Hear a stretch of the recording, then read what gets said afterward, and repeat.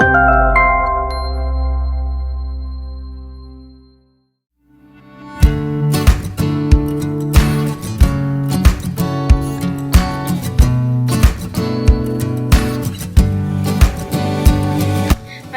ataupun insan.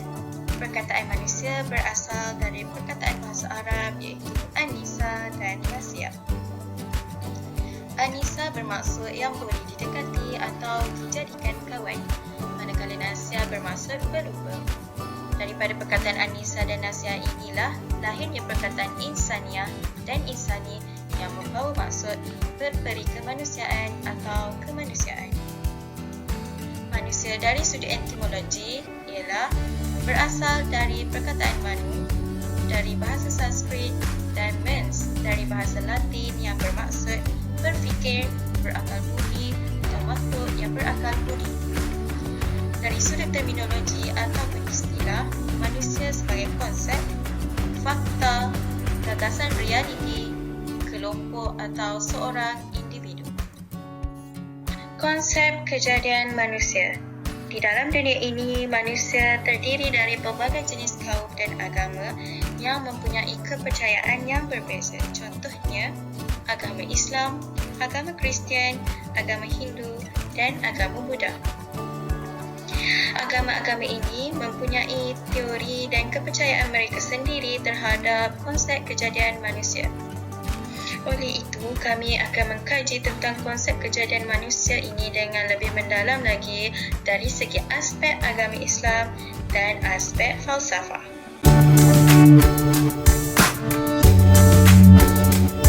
Assalamualaikum warahmatullahi wabarakatuh. Nama saya Nuana Fizani binti Muhammad Azhani. Di dalam Al-Quran telah dinyatakan bahawa Allah yang telah menciptakan manusia bermula daripada tanah dan kemudian pembiakan ovum dan sperma sehingga menjadi manusia. Al-Quran juga ada menyatakan proses penciptaan manusia melalui 4 tahap. Hal ini telah terbukti di dalam Al-Quran pada surah Al-Mu'minun dan bukti ini juga telah diterima oleh setiap manusia. Jadi 4 fasa yang disebut dalam Al-Quran berkenaan kejadian manusia dalam rahim ibu. Yang pertama, fasa nutfah ke alaqah. Yang kedua, alaqah ke mudghah. Yang ketiga, fasa mudghah ke izam dan kemudian ke lahmun. Yang keempat, fasa peniupan roh dalam kandungan. Jadi seperti yang saya cakap tadi, ada 4 tahap yang dinyatakan dalam Al-Quran berkenaan dengan kejadian manusia dalam rahim ibu. Seperti yang kita tahu, proses kejadian manusia dalam rahim ibu ni bermula dengan persenyawaan antara sperma dengan ovum. Persenyawaan adalah proses penembusan sperma ke dalam ovum. Kemudian selepas sperma masuk ke dalam ovum, nukleus sperma dan nukleus ovum bersatu untuk membentuk zygote.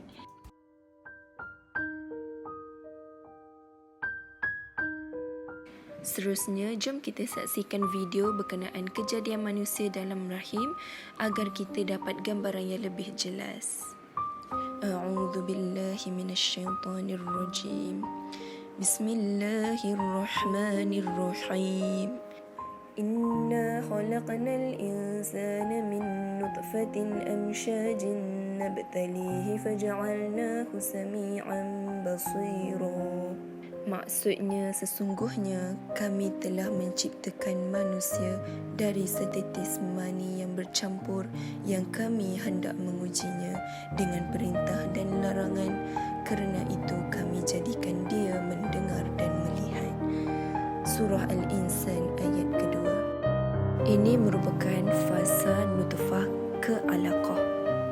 Selepas sperma masuk ke dalam ovum, kita dapat lihat nukleus sperma dan nukleus ovum bersatu untuk membentuk zygote. Zygote merupakan peringkat terawal dalam pembentukan embrio. Pada ketika inilah zygote yang sedang berkembang mempunyai bilangan kromosom yang lengkap. Separuh disumbangkan oleh sperma dan separuh lagi telah disumbangkan oleh ovum. Fasa mudghah bermula dengan pertumbuhan dan penambahan sel-sel yang banyak. embrio tersebut berubah daripada fasa alaqah kemudian kepada fasa awal mudghah iaitu pada hari ke-24 hingga hari 26 dan ini menunjukkan masa yang sangat singkat sekiranya dibandingkan dengan perubahan daripada nutfah kepada alaqah. Pada minggu kelima, jantung mula berdenyut dan ketika ini embrio telah membina plasenta dan karung amniotik.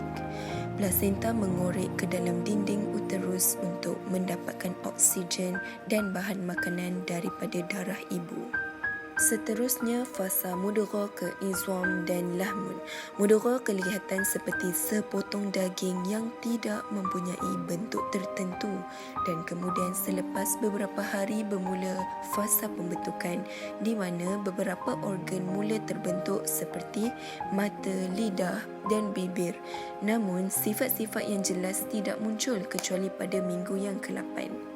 Seperti yang disebutkan di dalam Al-Quran surah Al-Mu'minun ayat ke-14. A'udzu billahi minasyaitonir rajim. Bismillahirrahmanirrahim.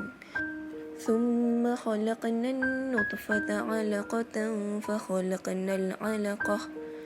فخلقنا العلقة مضغة فخلقنا المضغة عظاما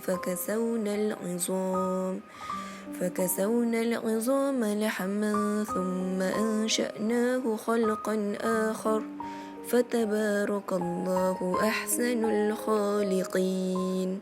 Maksudnya, kemudian kami ciptakan air benih itu menjadi sebuah darah beku. Lalu kami ciptakan darah beku itu menjadi seketul daging. Kemudian kami ciptakan daging itu menjadi beberapa tulang. Kemudian kami balut tulang-tulang itu dengan daging. Setelah sempurna kejadian itu, kami bentuk dia menjadi makhluk yang lain sifat keadaannya. Maka nyatalah kelebihan dan ketinggian Allah sebaik-baik pencipta. Akhir sekali, fasa peniupan ruh di dalam kandungan telah masyhur di kalangan ulama Islam yang dahulu dan sekarang berfahaman bahawa kejadian janin yang pertama adalah air mani, an-nutfah, kemudian segumpal darah, al-alaqah, kemudian seketul daging, al-mudghah. Berdasarkan kepada apa yang difahami dari hadis menghimpun kejadian manusia yang diriwayatkan oleh Imam Al-Bukhari, maksudnya Rasulullah SAW telah menceritakan kepada kami sedang baginda adalah orang benar yang telah dibenarkan kata-katanya. Sabdanya bahawa seseorang kamu dihimpunkan kejadiannya dalam perut ibunya selama 40 hari. Kemudian dijadikan segumpal darah seumpamanya. Kemudian dijadikan seketul daging seumpamanya. Kemudian Allah mengutuskan seorang malaikat untuk menulis 4 kalimah dan diarahkan agar menulis amalannya, ajalnya, rezekinya dan untung jahat atau untung baik.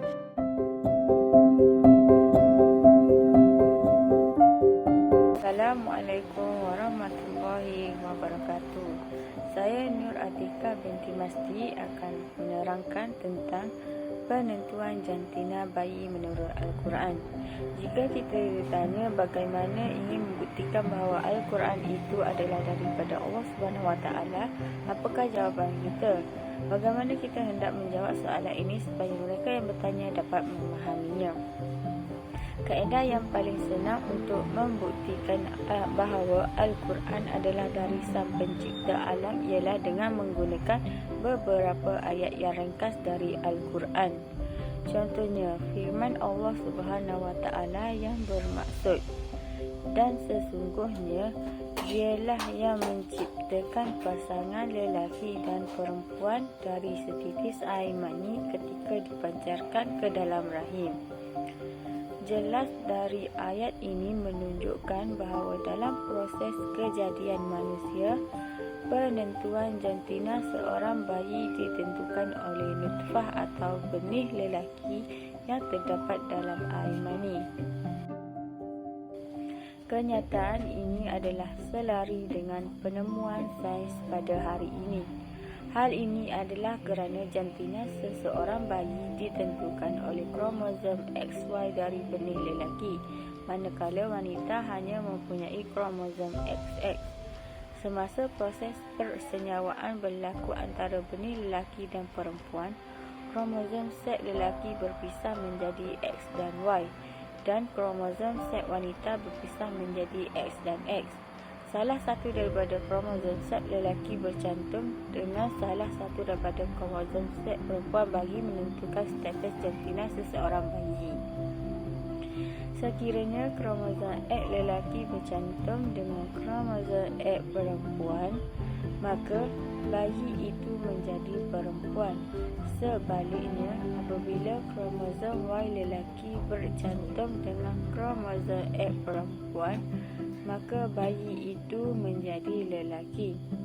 Fakta saintifik ini hanyalah ditemui dalam lingkungan 100 tahun ini sahaja, manakala kenyataan tentang kejadian jantina ditentukan oleh benih lelaki dalam Al-Quran yang dinyatakan lebih dari 1400 tahun dahulu. Sekian daripada saya. Sekian, terima kasih.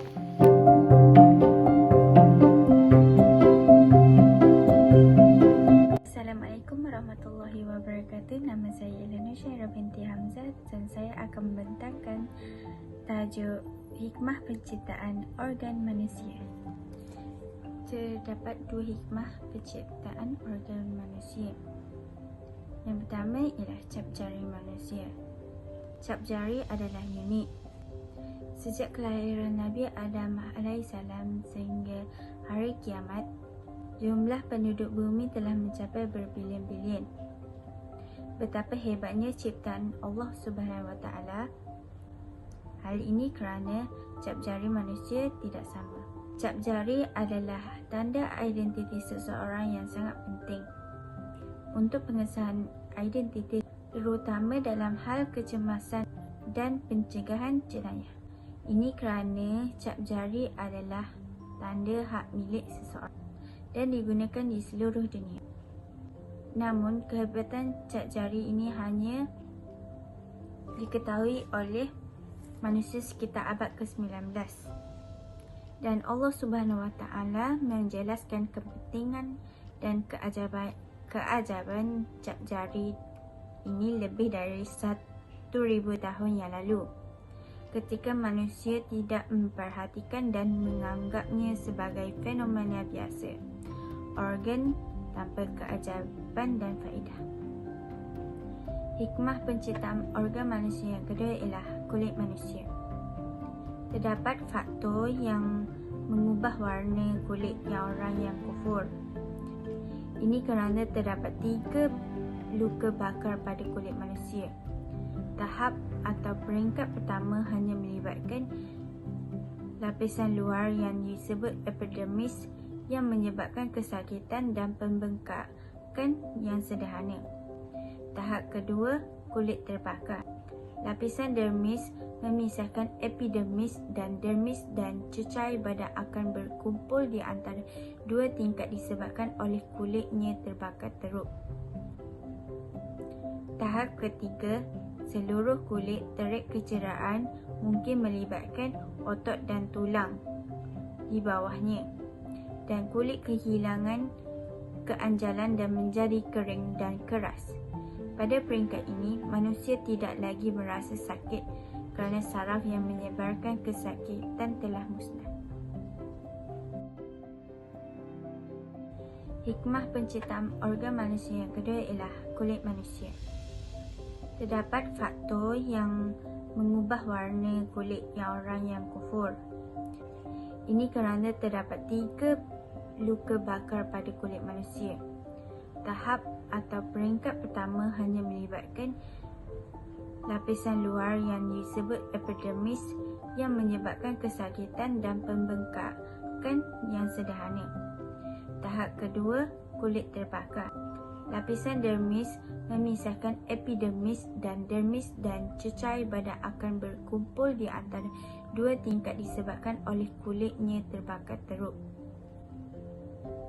Tahap ketiga, seluruh kulit terik kecederaan mungkin melibatkan otot dan tulang di bawahnya, dan kulit kehilangan keanjalan dan menjadi kering dan keras.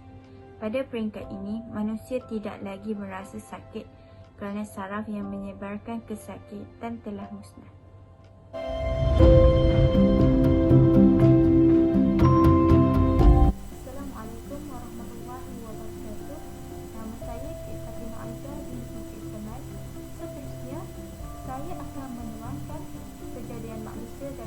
falsafah. Terdapat dua pandangan daripada ahli falsafah tentang kejadian manusia, iaitu pandangan daripada ahli falsafah lama dan ahli falsafah baru. Mengikut ahli falsafah lama iaitu Plato, kejadian manusia ialah alam idea, intellectual world, versus alam indera, sensual world. Asal kewujudan manusia ialah wujud di alam idea dan alam nyata. Manusia berasal dari dunia idea. Manakala menurut ahli falsafah baru, iaitu menurut teori evolusi, diutarakan oleh Jean-Baptiste dan dipelopori kemudian oleh Charles Robert Darwin, kejadian manusia ialah suatu benda atau bahan yang mengalami perubahan dari yang tidak sempurna menuju kesempurnaan. Kesimpulannya, kejadian manusia terbagi kepada dua teori, iaitu teori Barat dan teori Islam. Pada mulanya, teori Barat dipercayai tetapi akhirnya golongan intelektual meragui teori ini dan menganggapnya tidak rasional dan relevan.